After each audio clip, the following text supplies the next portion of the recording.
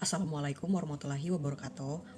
Salam sejahtera bagi kita semua. Perkenalkan, saya Christine Umbu Aurifagea dari kelas AK 704. Pada kesempatan kali ini, saya akan merepresentasikan ujian tengah semester dari mata kuliah analisis laporan keuangan.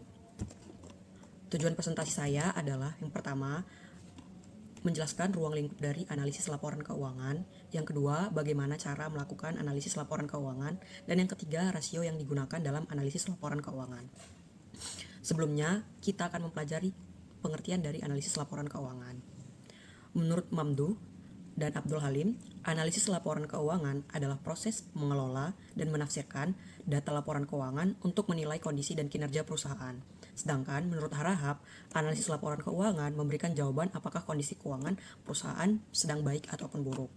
Maka, analisis laporan keuangan adalah proses mengolah, mengevaluasi, dan menafsirkan laporan keuangan agar dapat melihat kondisi dan kinerja perusahaan.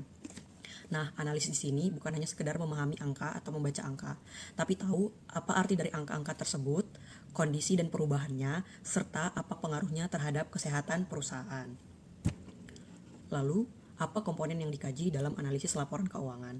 Yang pertama, terdapat neraca. Neraca untuk menilai struktur aset dan kewajiban. Yang kemudian ada laba rugi untuk melihat kemampuan perusahaan menghasilkan laba perusahaan. Dan yang ketiga ada arus kas untuk menilai kelancaran kas dari perusahaan tersebut. Dan yang terakhir adalah perubahan ekuitas untuk melihat perubahan modal dalam perusahaan. Kemudian, apa sih tujuan kita melakukan analisis laporan keuangan? Yang pertama, untuk menilai kinerja dan profitabilitas perusahaan. Yang kedua dan yang ketiga yaitu menilai kemampuan perusahaan membayar kewajiban utang jangka panjang dan utang jangka pendek atau likuiditas dan solvabilitas. Yang keempat, menilai kesehatan keuangan secara keseluruhan. Yang kelima, melihat tren perubahan kondisi keuangan dari waktu ke waktu. Apakah meningkat atau menurun. Yang keenam, membandingkan kondisi perusahaan dengan industri dan pesaing. Yang ketujuh, mengidentifikasi risiko dan potensi masalah yang akan terjadi di masa mendatang. Yang kedelapan, menjadi dasar pengambilan keputusan keuangan terkhusus untuk keputusan keuangan yang besar. Dan yang kesembilan, perencanaan dan evaluasi strategi bisnis. Apa sih metode yang kita gunakan dalam menganalisis laporan keuangan? Terdapat 4 metode, yaitu horizontal, vertikal, trend, dan cross-sectional. Yang pertama adalah analisis horizontal atau time series. Menurut Harahap, membandingkan angka keuangan antar periode untuk melihat kenaikan atau penurunan, yang bermanfaat untuk menilai perubahan struktur keuangan dari waktu ke waktu. Contohnya, dalam analisis horizontal, misalnya penjualan meningkat dari tahun 1 ke tahun kedua, artinya kinerja perusahaan meningkat. Sebaliknya, jika dari tahun 1 ke kedua terjadi penurunan penjualan, maka terjadi juga risiko penurunan kinerja perusahaan. Yang kedua adalah analisis vertikal atau common size. Setiap akun dinyatakan dalam persentase terhadap total, yang memudahkan analisis perusahaan yang berbeda ukuran dan digunakan saat membandingkan struktur aset dan utang. Contohnya, jika biaya operasional mencapai 70% dari penjualannya, artinya perusahaan tersebut memiliki beban operasional yang tinggi dan tidak efisien. Sebaliknya, jika turun dari 70% menjadi 50%, artinya beban operasional perusahaan menurun dan kinerjanya efisien atau efisiensinya meningkat. Kemudian yang ketiga, analisis tren atau indeks analisis. Menurut Subramanian dan Wild di tahun 2010 dipakai untuk melihat pola jangka panjang dengan menjadikan tahun dasar sama dengan 100% untuk memperlihatkan arah perkembangan perusahaan. Nah, jika laba bersih meningkat setiap tahun, itu menunjukkan prospek yang positif. Secara keseluruhan, di masa depan perusahaan akan semakin berkembang dan baik. Namun, jika tren yang menurun menunjukkan risiko finansial, karena keuntungan perusahaan semakin menurun, semakin kecil, bisa mengganggu keberlanjutan perusahaan di masa depan atau berpotensi bangkrut. Yang keempat adalah analisis cross-sectional. Menurut Fahmi, membandingkan data perusahaan dengan perusahaan sejenis atau standar industri yang penting untuk mengukur posisi kompetitif. Contoh, jika ROA perusahaan kita adalah 10%, sedangkan industri rata-rata adalah 7%, artinya perusahaan kita lebih efisien, lebih produktif, atau lebih mampu mengelola asetnya dibanding kompetitor. Setelah kita memahami metode yang digunakan dalam analisis laporan keuangan, mari kita lanjut ke rasio yang digunakan dalam analisis laporan keuangan. Yang pertama, ada rasio likuiditas, kemudian aktivitas, lalu profitabilitas, dan yang terakhir rasio solvabilitas. Baiklah, kita akan membahas rasio yang pertama, yaitu rasio likuiditas. Nah, rasio likuiditas adalah rasio yang digunakan untuk mengukur kemampuan perusahaan dalam memenuhi kewajiban jangka pendek menggunakan aset lancar yang dimiliki perusahaan tersebut. Nah, likuiditas, jika perusahaan tersebut memiliki likuiditas yang rendah, berarti perusahaan itu berpotensi kehabisan kas. Artinya, perusahaan tersebut tidak memiliki aset lancar untuk membayar utangnya. Nah, jika likuiditas perusahaan terlalu tinggi, berarti terdapat aset lancar yang kurang produktif, terlalu banyak kas atau aset yang menganggur. Current ratio itu untuk mengukur kemampuan perusahaan membayar seluruh kewajiban jangka pendek dengan aset lancar yang dimiliki.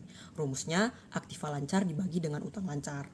Nah, jika current ratio menunjukkan sama dengan 2, artinya asetnya lancar, atau perusahaan memiliki aset yang besar untuk membayar utang lancarnya, yang berarti perusahaan dalam kondisi yang aman. Nah, jika current ratio-nya di bawah 1, misalnya 0,8, artinya perusahaan ada dalam kondisi kemungkinan gagal bayar, yang artinya utangnya lebih besar dibanding aktiva lancarnya. Kemudian kita lanjut ke quick ratio. Quick ratio berfungsi untuk mengukur kemampuan perusahaan membayar utang lancar tanpa mengandalkan persediaan, karena persediaan adalah aset yang paling tidak liquid. Dengan rumus, aktiva lancar dikurangin persediaan dibagi utang lancar. Nah, jika quick ratio-nya menunjukkan sama dengan 1, artinya perusahaan bisa membayar utang tanpa perlu mengandalkan penjualan persediaan.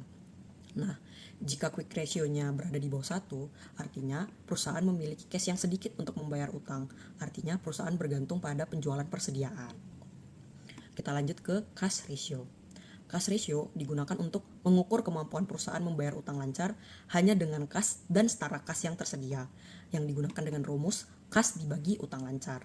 Yang artinya, jika cash ratio-nya 0,5, artinya kas hanya menutup 50% dari utang dan perusahaan harus bergantung pada penagihan piutang. Nah, jika cash ratio-nya 1, artinya pada bulan itu perusahaan memiliki kas yang cukup untuk membayar utang. Yang kedua adalah rasio aktivitas. Rasio aktivitas adalah rasio yang digunakan untuk mengukur tingkat efisiensi perusahaan dalam menggunakan aset yang dimilikinya untuk menghasilkan penjualan. Rasio ini menunjukkan seberapa cepat aset berputar, seberapa efektif aset dimanfaatkan, dan seberapa baik perusahaan mengendalikan persediaan serta piutang. Terdapat 4 jenis rasio aktivitas. Yang pertama adalah fixed asset turnover atau FATO, yang kemudian ada total asset turnover atau TATO, yang kemudian ada inventory turnover itu, dan yang terakhir keempat DSO, Day Sales Outstanding. Yang pertama, rasio FATO atau fixed asset turnover.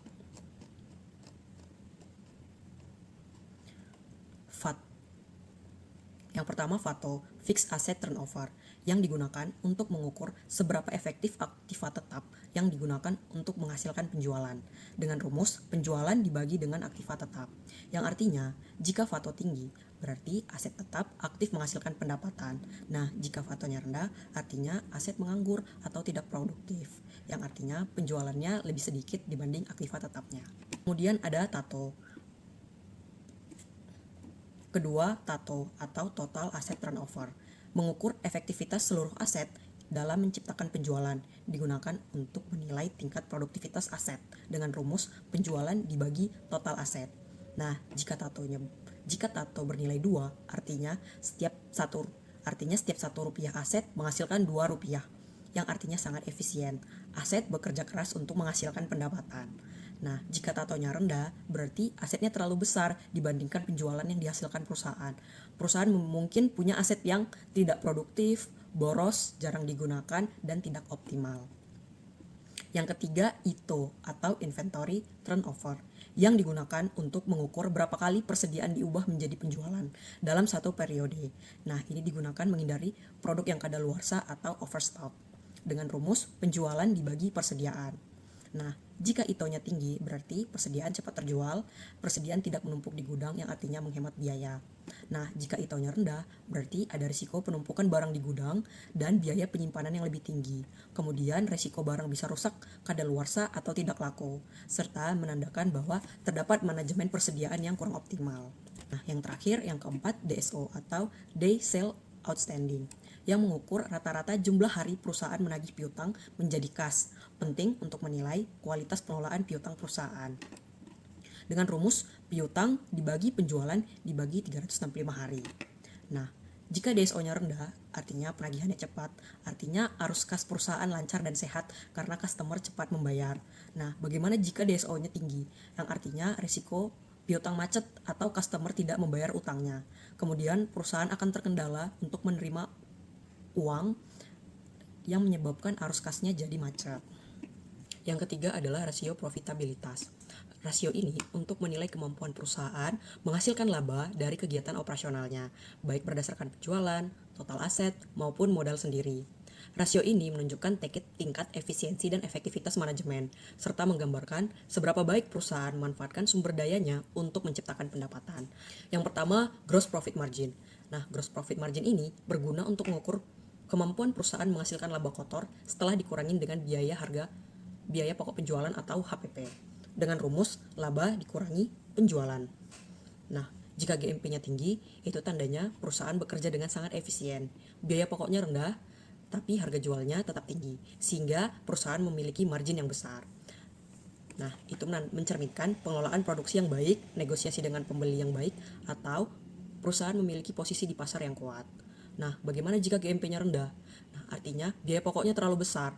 Perusahaan mungkin harus mengeluarkan biaya yang tinggi untuk bahan baku, proses produksi, sehingga margin yang diperoleh sangatlah tipis. Nah, jika kondisi ini terus-menerus, artinya perusahaan harus menekan profitnya semakin kecil. Nah, jika perusahaan menjual banyak tetapi laba kotornya kecil, berarti biayanya terlalu besar, maka biayanya perlu dikoreksi kembali. Yang kedua adalah net profit margin atau NPM, yang digunakan untuk mengukur laba bersih dibandingkan dengan penjualan setelah semua biaya dipotong. Dengan rumus laba bersih dibagi penjualan dikali 100%. Nah, jika NPM tinggi, artinya laba bersih baik dan efisiensi operasionalnya baik. Artinya, perusahaan efisien dalam mengelola biaya operasional, pajak, bunga, serta biaya-biaya lainnya. Nah, bagaimana jika NPM-nya rendah? Jika NPM-nya rendah, artinya biaya bebannya sangat tinggi. Misalnya operasionalnya tinggi, biaya produksinya yang mahal, bunganya besar, atau biaya lainnya yang nggak terkontrol, maka bebannya menjadi lebih tinggi, sehingga pendapatan yang kita terima lebih kecil. Nah, yang ketiga ada return on asset atau ROA. ROA berfungsi untuk mengukur efektivitas penggunaan seluruh aset dalam menghasilkan laba. Aset dikelola efisien dan produktif atau tidak optimal. Nah, rumus ROA ini laba bersih dibagi total asetnya. Nah, jika ROA-nya tinggi, artinya aset perusahaannya produktif atau menghasilkan laba.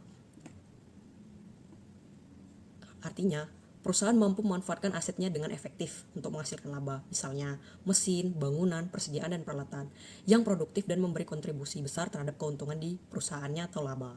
Nah, bagaimana jika ROA-nya rendah? Jika ROA-nya rendah, berarti aset-aset di perusahaan tidak digunakan secara optimal atau terdapat pembelian aset yang tidak optimal, yang menunjukkan investasi aset itu berlebihan, asetnya ada yang menganggur, atau operasional yang kurang efisien, sehingga tidak produktif untuk menghasilkan laba bagi perusahaan. Nah, yang terakhir adalah return on equity, yaitu mengukur kemampuan perusahaan menghasilkan laba bagi pemilik modal dengan rumus laba bersih dibagi modal atau ekuitas. Nah, jika ROA-nya tinggi, artinya modal dikelola efektif, yang menunjukkan perusahaan mampu menghasilkan laba besar dari modal yang ditanamkan oleh pemilik modal.